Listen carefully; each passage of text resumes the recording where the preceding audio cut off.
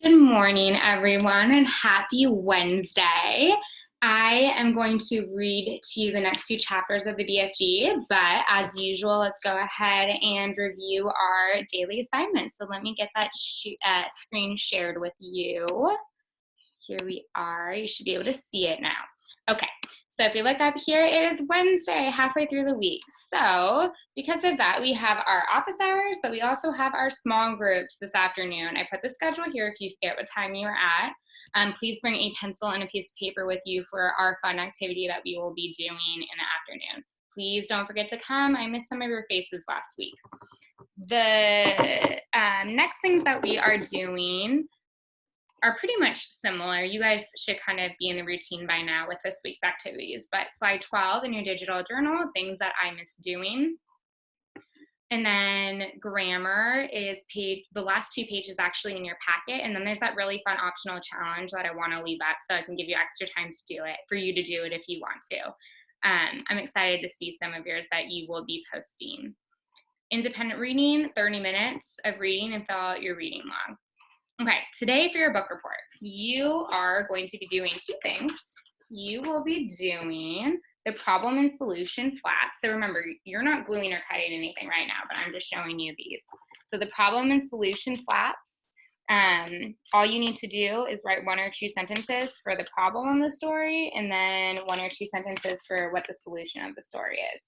And then your book recommendation, you can go ahead and fill out how many stars you give your book.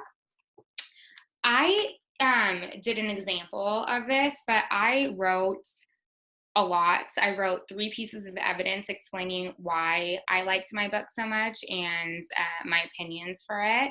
And I do realize that you do not have that much space. So what I did, and I wrote on here, is that under book report in Google Classroom, under your classwork, I uploaded for you all the pages. So if you want to write more, you are more than welcome to write more.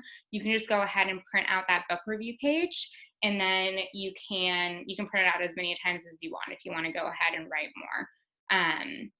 And then we'll have extra room when we go ahead and glue at the end of this, so you can always put some extra pages on the back if you need to. But one reason is fine and why you like it. If you want to write more, again, just go and print out those extra sheets.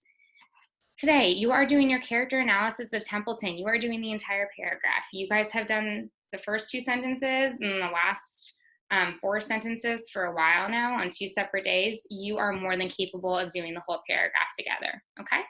Make sure you follow this. Introduce the topic, state your opinion, your 3 pieces of evidence and the page that they're on, transition words, and then your closing. And math today. Okay, in math, you are required to watch the video. You are required to. If you were on my office hours yesterday, we went over a few examples. Remember A times B plus C? That's the distributive property.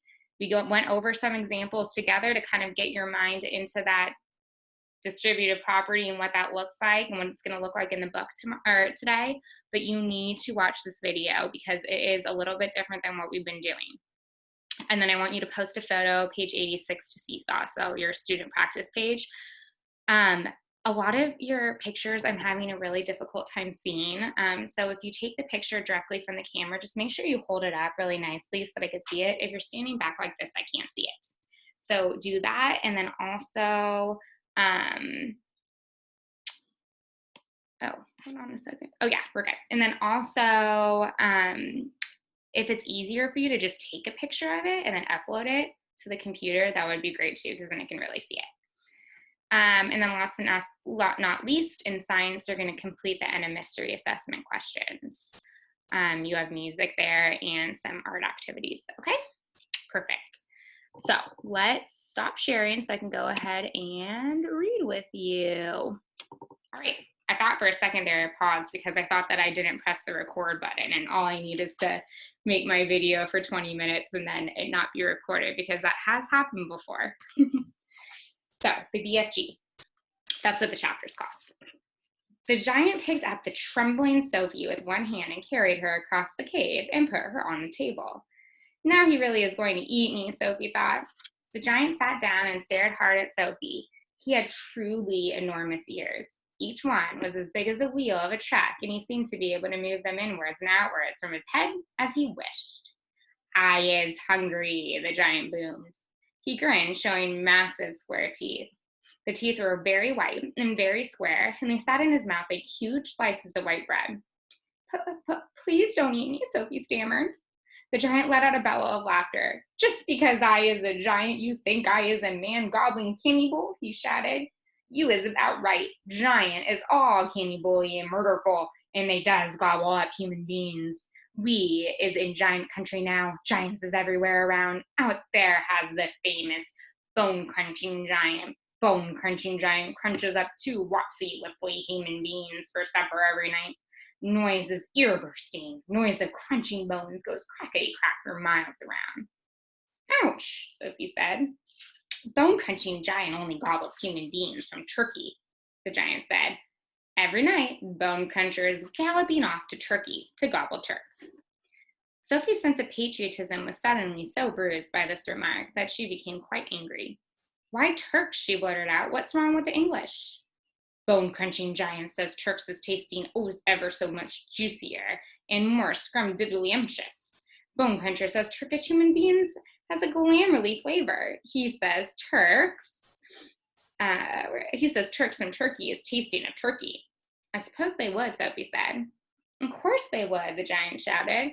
Every human being is diddly and different. Some is scrumdiddlyumptious and some is ucky-ish.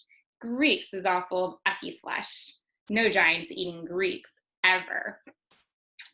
I'm Greek, so that's probably a good thing. Why not, Sophie asked. Greeks from Greece is all tasting greasy, the giant said. I imagine that's possible too, Sophie said. She was wondering with a bit of a tremble what all this talking about eating people was leading up to. Whatever happened, she simply must play along with this peculiar giant and smile at his jokes. But were they jokes? Perhaps the grapefruit was just working up an appetite by talking about food. As I was saying, the giant went on, all human beings is having different flavors. Human beings from Panama is tasting very strong of hats. White hat, Sophie said. You is not very clever, the giant said, moving his great ears in and out. I thought all human beings is full of brains, but your head is emptier than a bung dongle. Do you like vegetables, Sophie asked, hoping to steer the conversation slightly to a less dangerous kind of food. You is trying to change the subject, the giant said sternly. He is having an interesting babblement about the taste of human being. The human being is not a vegetable. By the way, he spells bean, like human being, B-E-A-N, like a bean that you would eat. Oh, but the bean is a vegetable, Sophie said.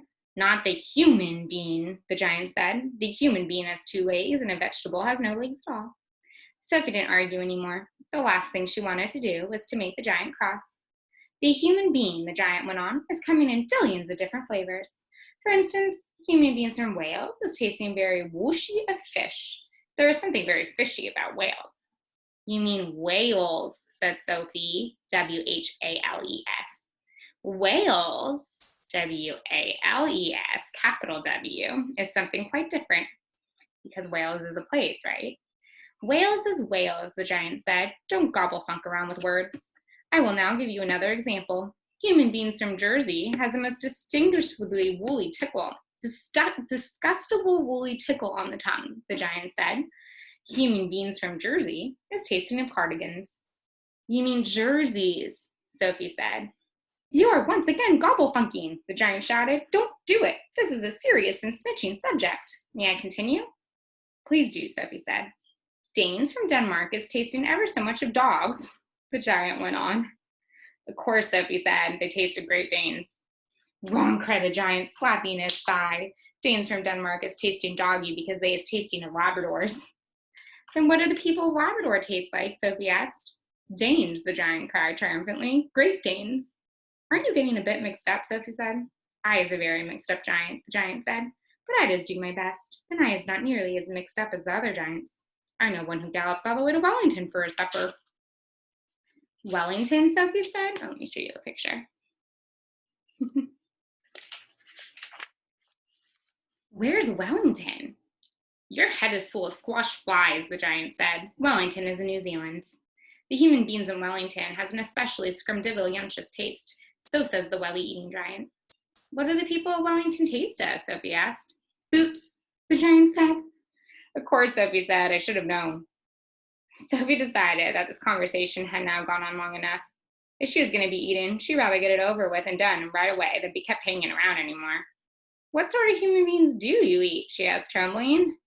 Me, shouted the giant, his mighty voice making the glass jars rattle on their shelves. Me gobbling up human beings? This I never. The others, yes.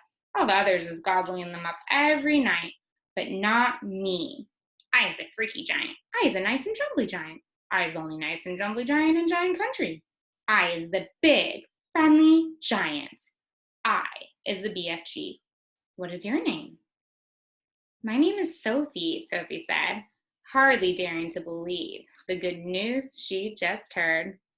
So we're going to go ahead and stop there. That was there were a lot of tricky words in there for Miss Ellen just to try and pronounce. So doing the best I can. All right, everyone. I will see you at our meeting at 10, and I will see you at our small groups this afternoon with that piece of paper and pencil ready for our activity that we will be doing. I will talk to you all soon. Have a great day.